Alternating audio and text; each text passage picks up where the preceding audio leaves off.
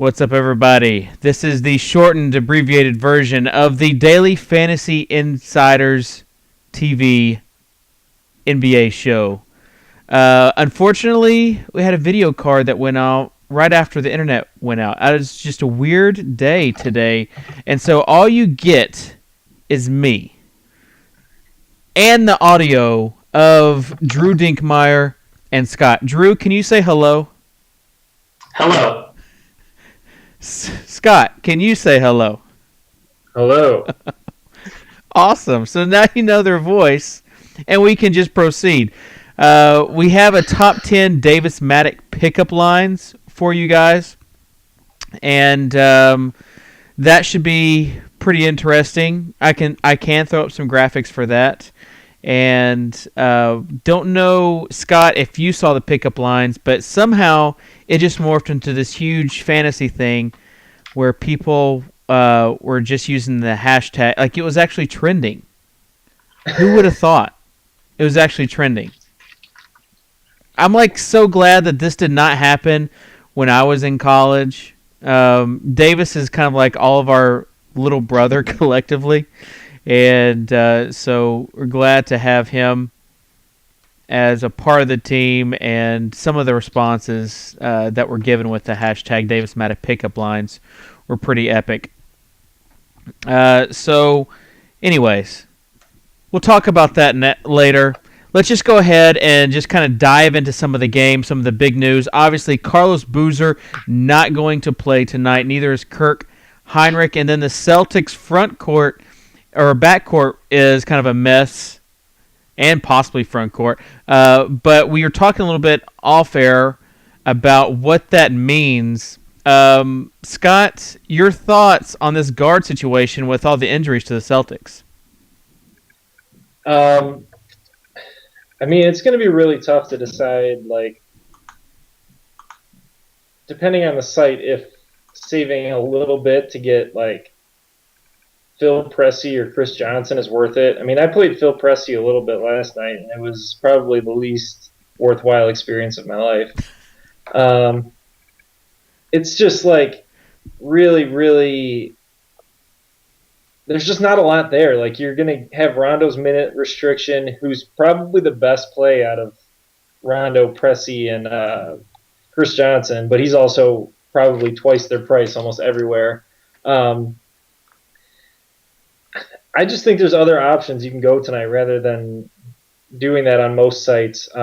If you can, like, really punt a spot with, like, Chris Johnson for, like, I can't even imagine what he would be on Draft Street tonight. Do you know what he is off the top of your head, Dave? Chris Johnson? I don't even know if he's available.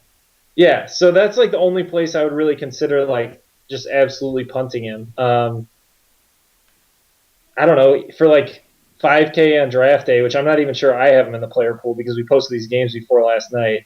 I don't know. That's probably, like, the best play if he's absolute minimum. Pressey just doesn't do much for me.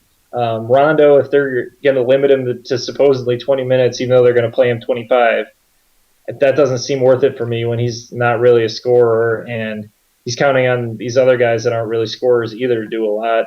The play out of all the Celtics guys for me is Jeff Green, because I think he's going to play about 40 minutes and take about 20 shots. His price isn't exactly low because he's been playing pretty well, like, every other game lately. That'd be the guy I take from the Celtics tonight, but I probably won't have a lot of them.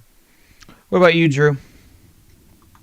Yeah, I mean, if Rondo's out, Pressey becomes interesting at minimum, but it's one of those things where he's not going to take precedence for me over DJ Augustine, and he's not going to take precedence for me over Ramon Sessions on places. Sessions is still priced as a backup. So he's got value if Rondo's out, because then I think he has to play pretty much the whole game. Like, I don't know who else would handle the ball. The Chris Johnson thing, I don't know enough about him. I know he's minimum price on FanDuel at the small forward position that everybody hates. So he's a viable punt play there. But I'll be honest, we were joking before the show that there was another Chris Johnson that was on Minnesota's roster last year that was like a big man, and that's who I thought this guy was when everyone was like, oh, Chris Johnson's going to benefit from Pressey out or from all the guards out, and I was like, that doesn't make any sense to me. So I don't know enough about him to really say much. I didn't watch him in college, and he hasn't played a lot in the NBA. For minimum price, you can't argue with that if he's going to play a ton. But I would also say that just in general, even if people are saying 20 to 25 minutes or 20 to 30 minutes, if he's not starting, I'm probably less likely to take that risk. You just never know. And if he's not a true ball handler, which, like I said, if I'd seen more of him, I'd be more inclined to make an assessment there. But if he's not a true ball handler, I don't necessarily know that he benefits as much as it seems to be made out across the industry from what I've been reading. Mr. Tuttle says CJ3PT. The Pressey play, like you said, if Rondo is out on the back end of a back-to-back, they're hurting with guards. I mean, they just traded away Jordan Crawford. So Pressey is going to be the ball handler. So it looks like Tommy G, I guess, played him a day too early. Tommy played him in his cash game against Mike. Man, that was a gutsy play. It was a ballsy play. And tonight, he could be a viable option. I'm wondering, though, if a night like tonight, when you have some of the injury news, I wonder if people are going to get a little too crazy when there already are a lot of value plays out there, especially with the Bulls news, with no Boozer. You have Taj Gibson. You've got Augustine, who's also a nice candidate where his salary hasn't risen yet. Thoughts on the Bulls game tonight, Drew? Yeah, I mean, without Boozer, Taj and Noah are both going to have to play a ton.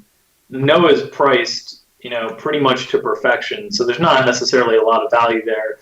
And it's not a perfect matchup for him either because, Varejao is kind of his clone in terms of activity and rebounding rate. So this isn't quite the matchup that the Lakers were before. So I'm probably going to pick on this with Taj. And then DJ Augustine, I think, is among the better values pretty much everywhere except for House Street, where he's $14K. He's been playing like a starter in terms of productivity, but he's been coming off the bench. And I know Scott's been frustrated by Kirk Heinrich's presence. You don't have to worry about it anymore. And the matchup's great. Cleveland's bottom 3 in defensive efficiency against point guards. So I think, anywhere that you can get DJ Augustine for less than 12 or 13% of the salary cap, I think he's a good play. Scott, what about Joakim Noah? I've played Joakim Noah probably the last 5 times he's played because he's just been on fire. But I don't love playing him against Varejao and when Taj Gibson's going to be on the floor with him most of the time. And like Drew mentioned, his price is at its absolute peak right now, which is making it the toughest to play him. I don't really have anything against playing him tonight. I just don't think I'll be playing him a ton. It's just one of those situations where I don't want to pay for a guy at his absolute peak. At this point, you're almost counting on a 15 and 20 game from him, which is definitely doable because he's done it about 4 or 5 games in a row now. But with Varejao playing center for Cleveland, it's not quite as middling of a matchup anymore as far as rebounding and defense goes. I think Taj is the play here, and I would rather spend on other guys than Noah tonight. That's just my personal opinion. But I don't have any problems with playing Noah either. Yeah, so that's how I feel too. Is Noah his price has gone up, and probably to the point where I'm not going to probably not going to be paying for him on most sites, but just because there's so much value elsewhere. So that's kind of how I feel about that. I mean, I definitely think that Gibson is the biggest benefactor. So he's going to be for sure in the majority of people's lineups. I mean, tell me how you feel kind of about how game slates, when big news comes out where there's a lot of different combinations, do you feel better or worse about playing in cash games, Drew? When there's a lot of injury news? Yeah, when there's a lot, when you think everyone and their mom's going to be playing Gibson and maybe even Augustine on a few different sites, when there's just some obvious plays and a lot of different value plays.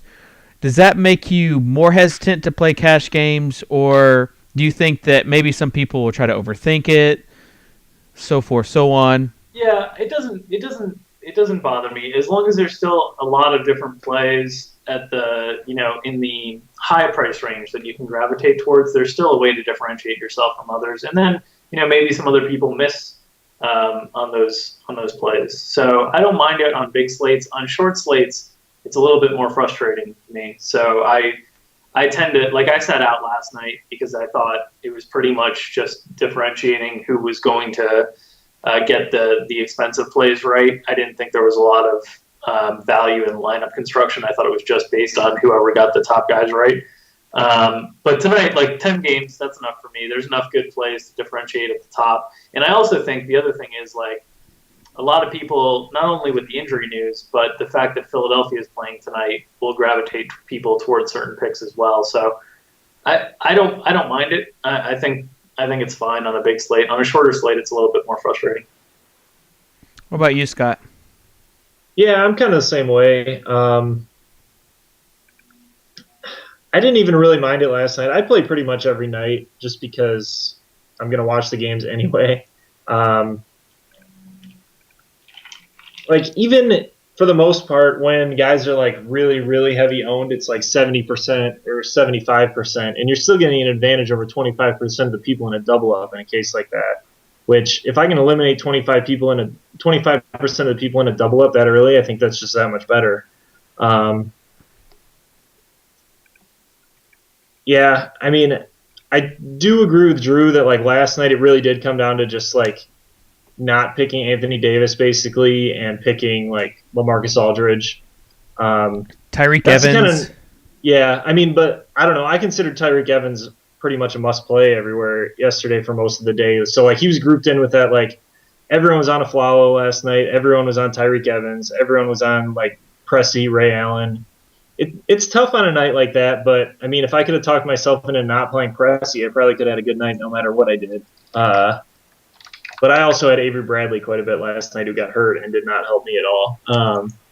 But yeah, it just comes down to how you feel about your roster. Like if you think you're really comfortable with the guys that everyone's not going to be on, then I think you're going to feel really good and want to play a lot of cash games. If there's like 4 guys you feel pretty close to or must plays and that everyone's going to feel that way and you don't like the other 4 guys you're getting in that situation, then that's a different story to me. It really comes down to feel for me mostly. Like if I feel good about my lineup, I'm going to play more. If I don't feel good about it, I'm going to play less. So. Yeah, I mean, I think that in higher stakes games, for me, like I know that on most sites, like the 109 and above, like all the high stakes players are going to have, like there's going to be a lot of overlap. However, like in the 10, 20, even $50 games, I think that I don't mind it as much. But with like, I mean, I think Ray Allen and the Draft Street 50-50, like a 25-man or 30-man, he was 96% owned. And this is in a 109, so like, I mean, there's just already only 8 positions there, and then you like get down to basically 7 on 7. So that's kind of how I'd look at it. Definitely, the higher up you go on nights like tonight, the tougher for cash games. However, I do like it for like tournaments. We are going to put in a few different lineups. I am a guy who likes to play one main lineup and then 3 or 2 alternate lineups. So on a tournament night, tonight is kind of like that. So that's why I like kind of messing with different combinations, and I want to talk about we already talked about the Bulls and also the Boston situation. So probably the next best situation to talk about is this Knicks-Philadelphia game. Obviously, we have to talk about the Sixers. Last time, we kind of just threw every Knick possible into the lineup when they played Philadelphia, and it didn't exactly work out the way we thought it would.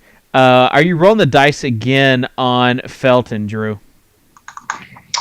I don't think I played that night that they played him because I looked back and I was like, oh, they played already this year. I was a little bit it was a pretty surprised short slate. Yeah, so I I'm not looking at Felton mostly because we talked about like Augustine and Sessions are the two guys that I'm looking at most, and then Pressey is an option as well. So Felton's like I don't know, probably fourth or fifth on my list of point guards. The guys that I'm looking at in the game, and it's interesting because like it's very site specific. Like on FanDuel, I think Tyson Chandler and Carmelo Anthony are in play. I think J.R. Smith is in play there because he's small forward eligible.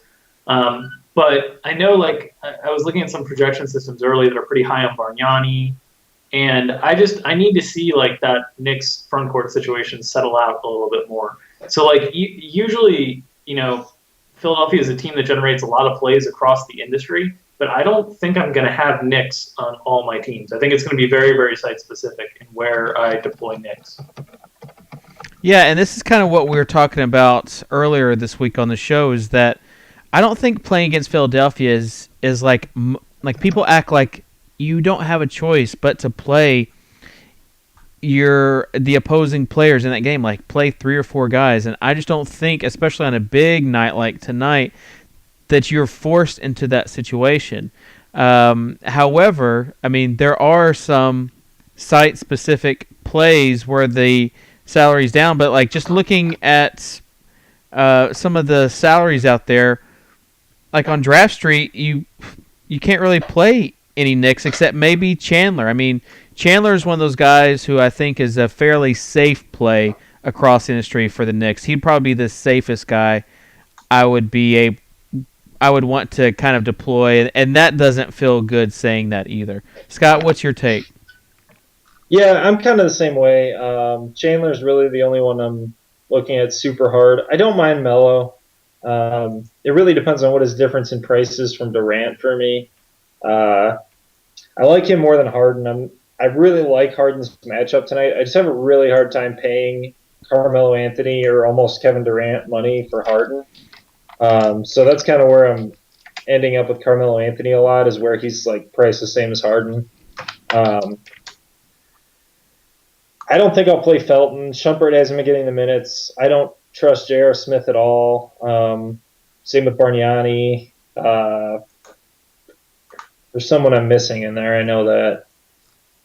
I was just looking at Felton's price. Though one of the places that I would consider him is DraftDay at 86.50 with shooting guard eligibility. That's in play for me. Yeah. But like Draft Street, 12.5 or whatever it is over there, he's not really flowing to the top of my value charts. I just don't. I see a few spots to pick and to nibble, but I don't see him as a guy that you're targeting kind of across the industry. And I think that's what we're saying for most of the guys in the next lineup. Yeah. I mean, they just don't have anyone playing well right now is the problem. Melo is playing the best out of anyone, and he's obviously 20% of the salary cap most places, if not more. Yeah, his salary is really high, and for most places, like I think on FanDuel you can play him. On Draft Day, I would probably stay away. I mean, obviously he's going to get a chance for a ton of points, but efficiency sites, I would definitely stay away. On FanDuel, I don't mind it, although I'd rather play him somewhere I can get small forward eligible. So I think like DraftKings would be the ultimate spot if I wanted to play Anthony. I'd rather play Paul Millsap, though, for a lot less than Anthony, I think, for tonight. Agree or disagree, Drew? I'm struggling with that myself. Don't. Because I'm not a guy who usually likes Melo, but like on FanDuel, I'm struggling with that exact decision on whether to play Anthony or Millsap and free up some extra cap space. So I'm undecided on it currently. I would say everywhere else across the industry, like efficiency-based sites or sites where Melo's price is more prohibitive, I'm leaning towards Millsap. But FanDuel is the one spot that I'm like tinkering back and forth with it, and I haven't decided yet. But in general, I think that's probably a safer move. We've talked about this repeatedly over the last few weeks with Vucevic out. Orlando is just getting absolutely killed inside and killed on the boards. And a lot of the guys that Atlanta pairs Millsap with are guys that don't play around the rim. They're guys that float around the three-point line, whether it's Mike Scott or whether it's Pero Ancic. They're guys that aren't there competing for rebounds with him. So I think it's a good spot for Millsap. And if you look like over the last 10 days, Orlando ranks or the last 10 games, excuse me, Orlando ranks like 29th in overall defensive efficiency. They've fallen way back without Vucevic there. Yeah, I mean they're definitely not the same team at all. Oladipo has had some good stats, but his price is probably up to a place where I'm not comfortable in playing in this game. I will say, though, that on FanDuel, right now, my lineup has both Melo and Millsap. Those are my two power forwards. Wait, whoa. No Taj? I have not edited it for Taj yet. Okay. I was going to say, I figure Taj is kind of like locked in for most people on FanDuel. So that's where I will have a choice to make. As far as I just want people to know that right now my lineup has both those guys in there, and so you got to make the choice. So I'm guessing that's what you're dealing with elsewhere. A Taj fade could be like it could be harmful to someone's health, I think, tonight. Yeah, maybe in a tournament, but I don't know. I just think that he's pretty much a given. All the rebounds he's going to get. Davis says he'd give his firstborn for Jimmy Butler to be small forward eligible. I'm actually having less issues with small forward than I am with shooting guard today on FanDuel. Yeah? I am personally. I don't know, but maybe I'm nuts and off the reservation on that one. Well, you've got Dunleavy, I think, who's a decent play. Damari Carroll's a cheap play. Like J.R. Smith, he's definitely a risk, but for where his salary is, I think he is also decent. I'm looking right now at DraftDay, but yeah, small forward, not as bad as in the past. What about Jay Smoove tonight? Are you all up on him, Drew? I do have him on one site that I may or may not be trying to earn a ticket to the Playboy Mansion. That he's really cheap on. But he's not somebody I'm targeting across the industry. So I don't want that to be misleading that he's somebody I'm really looking at. The guy at small forward that I'm really looking at right now in a couple different places is Chandler Parsons. I really like the matchup against Sacramento, against Rudy Gay. Sacramento's defense as a whole has really struggled, and Parsons' price is pretty fair on most places across the industry, even after kind of the blow-up last game. So he's a guy that I'm looking at right now. Yeah, he went just off the other night, and I could have late swapped him on DraftKings for my Wade spot instead of Boozer, and I actually walked out of the theater to miss the last 10 minutes of Wolf on Wall Street to try to make this swap, and I ended up going with Boozer. So it was a losing situation all around for me. Ouch. Yeah. Thank you, Dwayne Wade, for that birthday present. Someone messaged me and asked if I would late swap, or they had basically with the Jones news, they could either play Boozer or Parsons. And I said, if you're playing cash game, unfortunately, it's probably Boozer against the Bucks. But that was my other alias. If you're looking for a tournament, play Parsons. Well, he played Boozer. Yeah. Thank you. I took that advice. That's my other Twitter account. Yeah. So, you didn't ask me that, did you? No, I'm joking. I was about to say, someone else asked me that. So, let's talk, though, real quick about Drummond before we get on to that Sacramento Kings game, because I do want to discuss that game. Obviously, there's a lot of goodness in there. But Drummond, yes or no, Scott? I like Drummond quite a bit tonight. I mean, the Bucks are giving up like almost 50 fantasy points a game to centers. He hasn't really shown off that upside he was showing off for a while there, like kind of early in the season lately. But he's been consistently in the 30s, which is pretty solid for what he's priced at. I think he's doubled in like, I don't know, 8 of his last 9 or something like that. It'd be nice to see him get more than like 6 attempts a game. He's looking like old DeAndre Jordan right now. Yeah, as long as he's like under 15% of the cap, I think he's a pretty decent play. I'd like to get him like 13 or less personally, but I mean the matchup's pretty tough to ignore when he's not sky high in price and he's been playing pretty solid. Yeah, I mean, I think a few different sites. I'm kind of torn between Drummond, who obviously playing against Milwaukee. I mean, they're so terrible against the center position, and if he gets in foul trouble in this game, I probably just jinxed him. But if he gets in foul trouble in this game, then you just need to kind of mark him as like a last year's Cousins as far as like risk factor goes.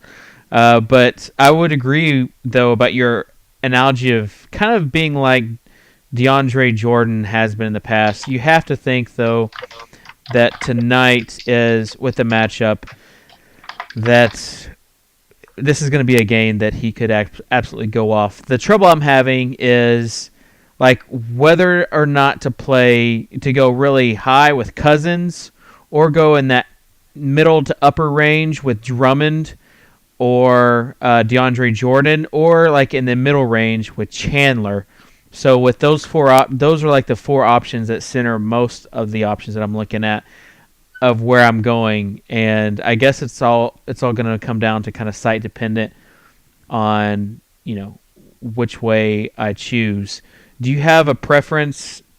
Like, well, Drew, I'll just ask you this: your thought on DeMarcus Cousins tonight in this Houston game? Well, I mean, he's stupidly priced on DraftKings. So, like, I feel like it's really hard not to make a lineup without Cousins on DraftKings and look yourself in the mirror. So, I would say that he on that site, and then on FanDuel where he's still cheap, although there's other options on FanDuel and you can only use one center. I think he's in play. On the sites where he's like 20+% of the cap, I'm a little bit more concerned. I mean, obviously, Dwight can induce foul trouble, and that's a little bit of a challenge. But he's no longer the super elite defender that he used to be. I mean, centers have been having their way with Houston for the most part this year. I'm looking at the defensive efficiency now, and I'm actually locked in. Over the last 10 games, they've been good. They've been second in defensive efficiency against centers, but on the season, they're 20th. So I think Cousins is like the usual high risk, high reward play. But on FanDuel and DraftKings in particular, I think he's really priced down. And even Star Street, where I was looking at earlier, I think he's a favorable play. I'm more leaning towards him than Drummond in cash games, just because even though there's a big price difference there, I think Boogie's a little bit safer nowadays than Drummond is. I haven't been able to watch. I wasn't able to watch much basketball on Monday because I was out. So I haven't been able to see how they've settled this rotation that they're trying to figure out with the Detroit bigs with Smith and Monroe and Drummond. So like I have a lot less confidence on anyone there but Smith, just because I know that they're trying to stagger it and the guys who are getting the minutes cut are Drummond and Monroe. So that always worries me. I do love the matchup with Drummond, but I'm considering him more along the lines of tournament, and for me, Cousins more along the lines of cash game. Okay, fair enough. I would probably agree with that assessment. And also, people are talking about in chat a guy that, Scott, you wrote up on the DraftDay Day Before Tomorrow article that you can access by going to draftday.com and then going to the strategy link, and it'll take you to Scott's articles. But you wrote up Al Jefferson as tonight's lock. Convince me. I mean, I get it. I get it that he's been playing well as of late, going up against the Clippers, where DeAndre Jordan is just he's not very good defensively as far as like stopping an opposing center. So like you trust him over all these other centers we've talked about, though. Yeah, I mean, part of my concerns with Drummond are exactly what Drew mentioned with their rotation. Monroe's been the odd guy out in that rotation the last two games, but the game before that, I think he played like 44 minutes and went absolutely crazy. So, I mean, Al Jefferson's played 36 or more minutes in like 7 straight games now. He's taken 17 shots in all 7 of those games. He's rebounding at a ridiculous rate over the last 5. He had 7 assists last game. He's blocked a shot in 6 straight games. I mean, he's just convinced me himself. Like I was trying to fade him for the first couple of those games, and it's just been so hard. Like I know I sat him against Philly, and he scored like almost 50 fantasy points. Sat him against the Knicks, and he scored 50 fantasy points. I was like, I played him against Orlando because I've been playing everyone against Orlando, which is one of the reasons I like Millsap so much tonight. Then I sat him against Miami because I didn't really know what he would do there, and he scored another 50, and then he scored 60 against Toronto. Like, I mean, the guy's taking 20 shots a game with Kemba Walker not in the lineup. Like, you can almost guarantee that. He's shooting 50% from the field over the last 10 or 12 games. His post moves are kind of what have me on him a lot tonight. Is he uses a ton of pump fakes. He's really crafty, and that's the kind of stuff that gives DeAndre Jordan a lot of problems. His price is the toughest thing for me because it is a little bit easier to just go up a little and take Cousins, but Cousins just always still worries me. Like his minutes aren't great. Like he had that huge first quarter last night. I think he got the 32 fantasy points in the first quarter and scored 22 the rest of the way. He only played 29 minutes. He was in foul trouble. That's his thing. Yeah, he got he got his second with 2 minutes left in the first. And then they were they just ran New Orleans out of the building, so he didn't get much run in the fourth quarter. So that kind of limited his minutes last night. I don't think they're going to be running out Houston tonight would be, I guess, my response to that. I mean, his problem is foul trouble. He's like always in foul trouble. I can't even think of a game where I wasn't terrified of playing him and getting in foul trouble, where that's not as big of a concern with Jefferson, especially guarding DeAndre Jordan. I don't have any problem with Cousins tonight outside of the foul trouble issues, which are obviously always an issue. So if you're like me and they're a little bit more worried about foul trouble with guys, I mean, that's why I'm leaning Jefferson for cash games. I think Cousins is by far the better tournament play. Yeah, I mean, you look at Jefferson, what he's done the past few games without Kemba, 59, 45, 61 fantasy points. So before that, Philadelphia had 43. Before that, New York, 49. But then you go like to that Minnesota game where he had 20, the Washington game where he had 22, the Portland game with 26. Like, I almost feel like he's due for a letdown game. Like, that's kind of how I view him. And like, I haven't been playing him, so I feel like if I just continue to not play him, he'll have a bad game.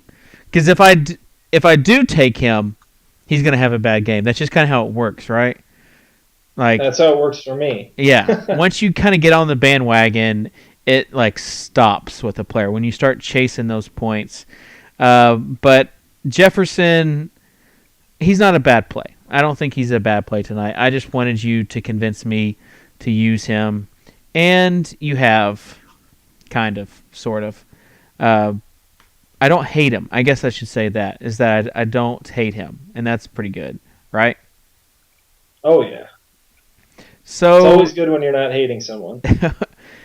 So any other games that we really need to touch on as far as the Thunder and the Spurs? Me and Leone were talking about Reggie Jackson. I had him in a few early lineups. He's just not sexy. Like, maybe if he actually hit 75% of his layups, I would want to play him. But tonight against the Spurs, even where his price is down a few places, I'm very hesitant in using him. Do you have that same hesitancy, Drew? Yeah, I don't like using guys against the Spurs just in general. Like, it's not something I really aspire to do. So I tend to shy away from guys against the Spurs. And I saw Jackson popping up in some of the different projection systems and value chart stuff that I look at when I'm constructing lineups, and I just kind of ignored it. I'm not entirely sold. I know San Antonio's weakness defensively is against point guards, but they're fourth in defensive efficiency overall. And I would really like my point guard to get assists, and that's not something Reggie Jackson does, which is really unbelievable considering he's playing next to Kevin Durant, who's shooting 104% from the field in the month of January. So, I don't know how that's possible that he can't average more than 4.5 assists a game as a point guard, but it's the norm, and it's very, very frustrating. So I'm not really on him tonight. I don't think he's a bad play, but he's a guy that won't be in my lineups.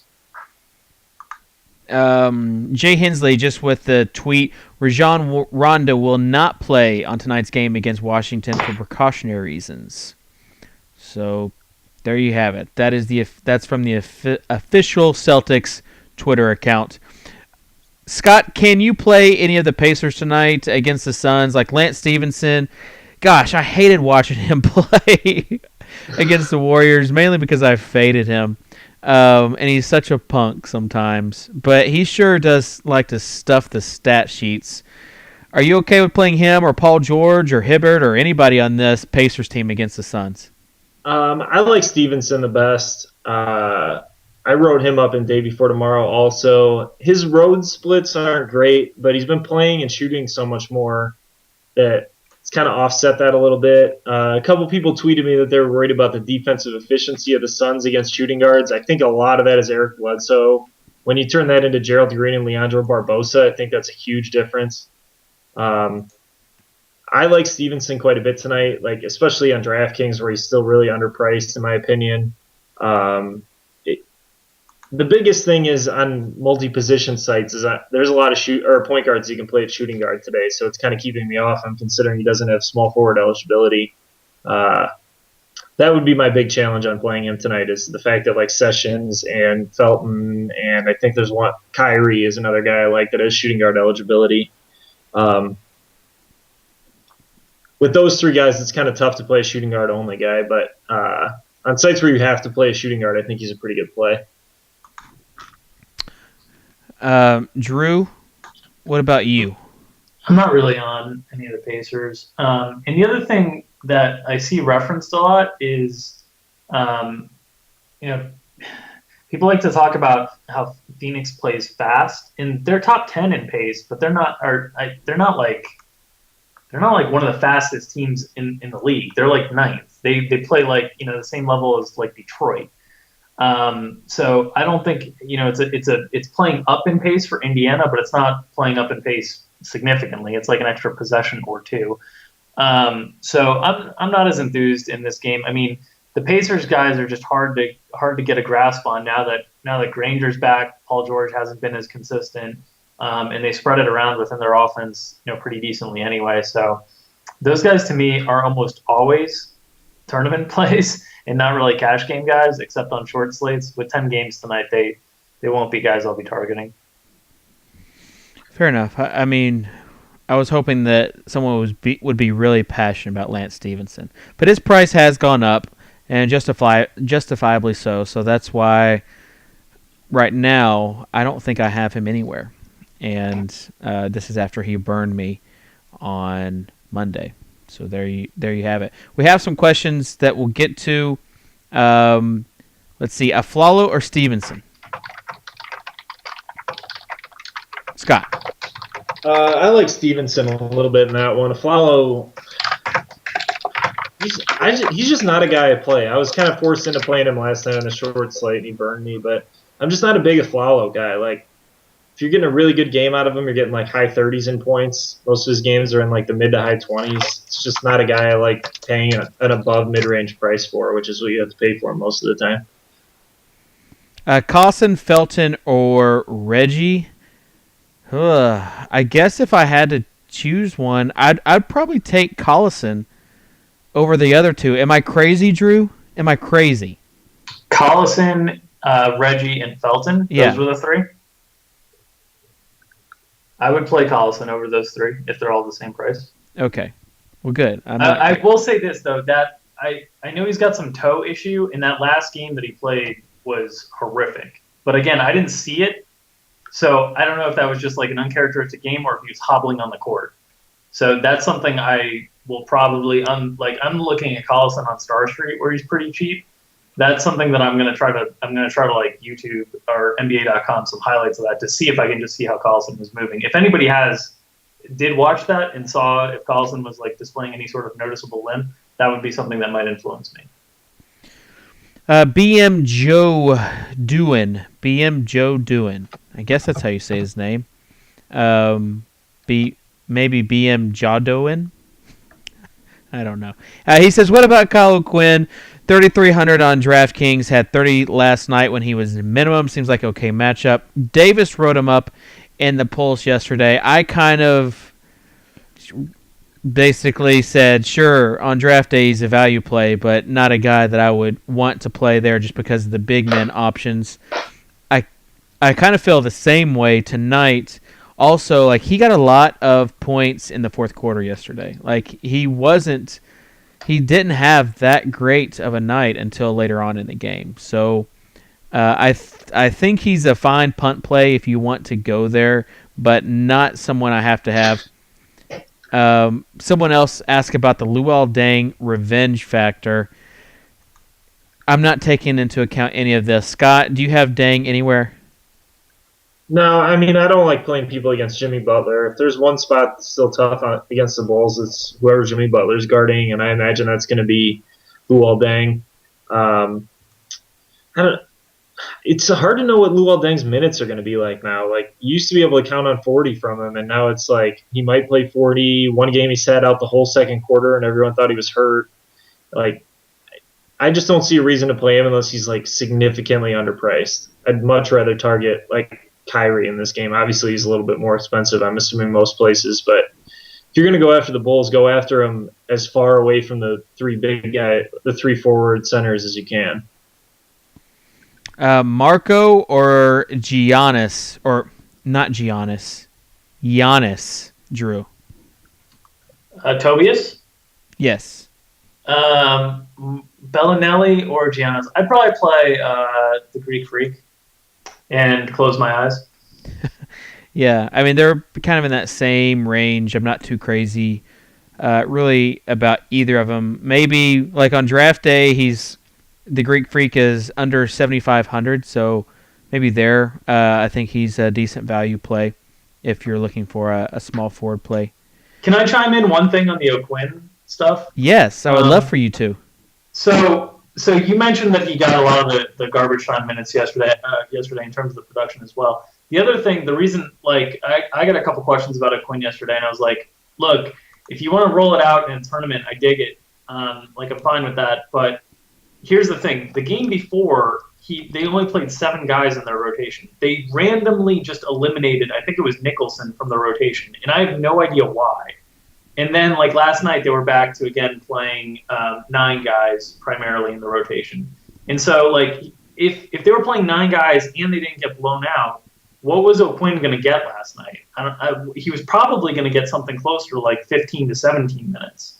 So just recognize that the box scores of late have been really nice, and I actually think O'Quinn should be starting with Vucevic out. I don't know why they're not doing that, because I think he's a pretty good role player.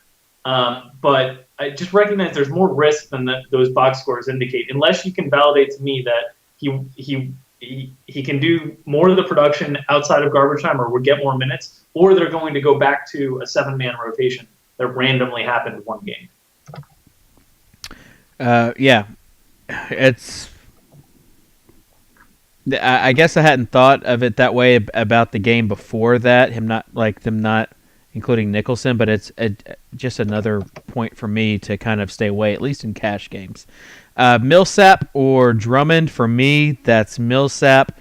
Melo and Butler or Millsap and DeRozan. I think we're all on the first one, correct? Yeah, probably. I don't have a huge difference between those two, though. Like, I'd almost be like flip a coin. Like, they're pretty close. Smoove and Dang or Gay and Parsons, Scott? I like Gay and Parsons both a lot tonight. I think them playing against each other is going to be awesome. Okay, Drew, me and you will be going over the rapid fire. Last night, got 4 out of 5. The Wesley Matthews booby twap set by Scott is what got us. So, well done, Scott. Well done. Blake Griffin versus Millsap. Oh, man, that's a good one. I'm going to go... I'm going to go with Blake. This is a total booby twap, and I agree. I'm going Blake.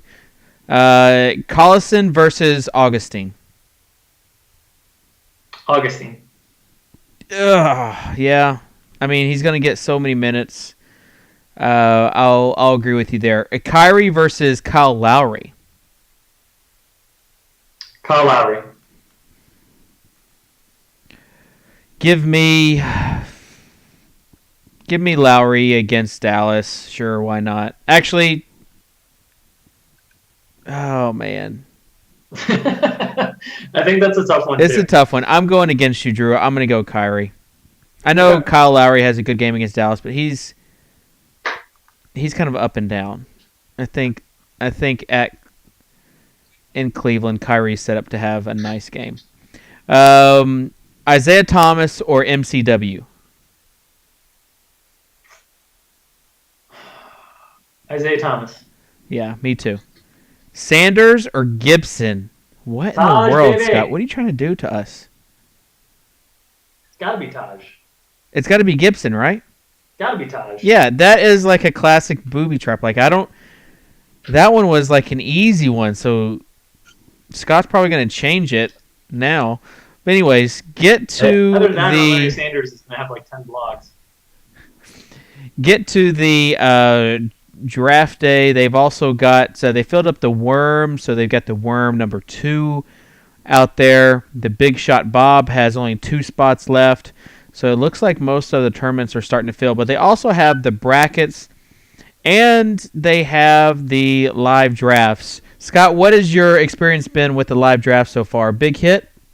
Yeah, they've actually been going really well, better than we expected even. We're going to make some more changes. They should be coming out. We have like an I'm ready button so you can skip the 5-minute waiting period and a couple other small tweaks like that should make them go off a little faster. They've been going really well. They're really fun. It's kind of nice not to like – I'm trying to think the first one I did was the weekend LeGarrette Blount scored 4 touchdowns, and it was awfully nice being the only one with LeGarrette Blount in a game.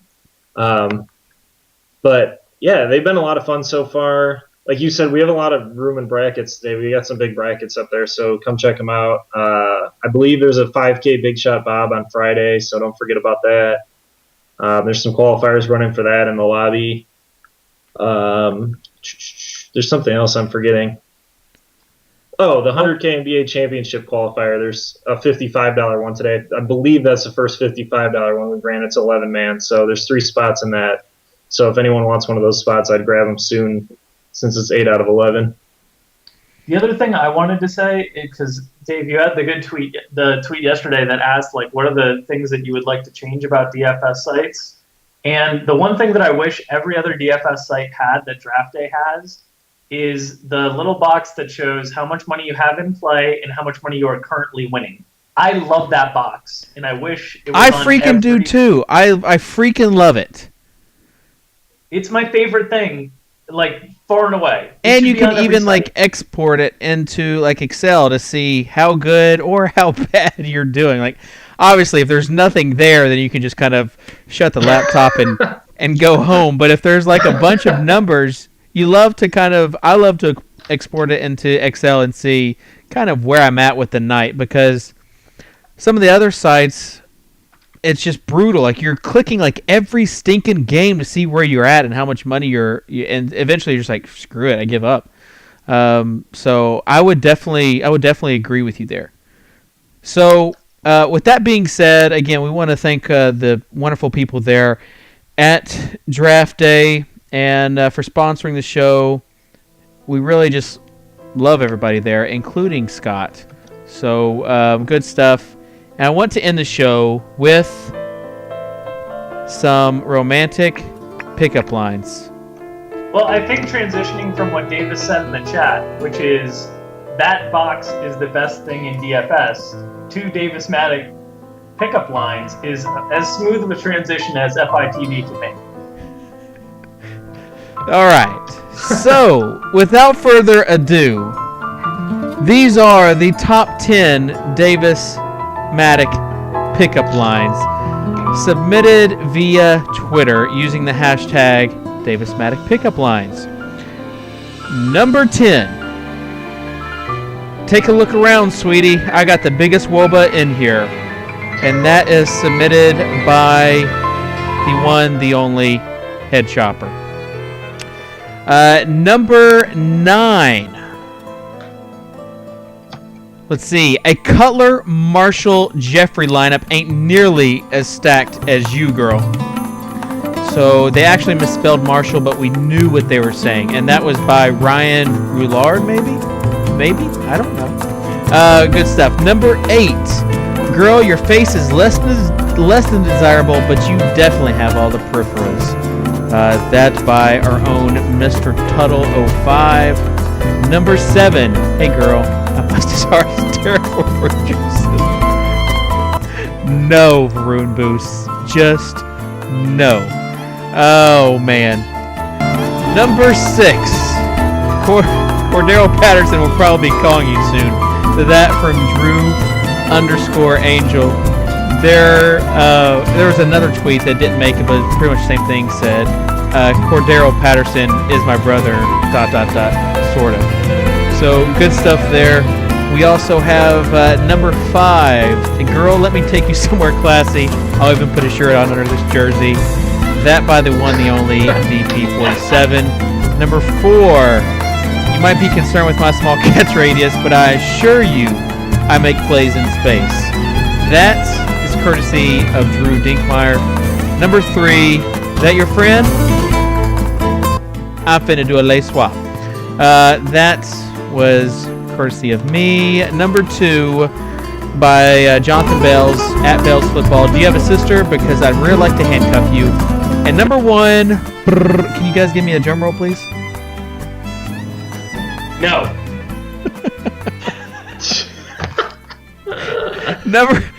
Number 1. I'm not a fan of watching film, but that doesn't mean you and I can't make a movie. That by the Fantasy Douche. He is a very entertaining Twitter follow. So there you have it. That is the Davis Maddock pickup lines. Maybe next week we'll have some other hashtag involving Davis, because it was really fun and everyone got involved with it. Even some of the big names like Drew Dinkmeyer and Sigmund Bloom and Matt Waldman and some of the higher ups. So good stuff. That's made my day. Next week, I think I saw one hashtag as Davis Maddock job interview. Job interviews.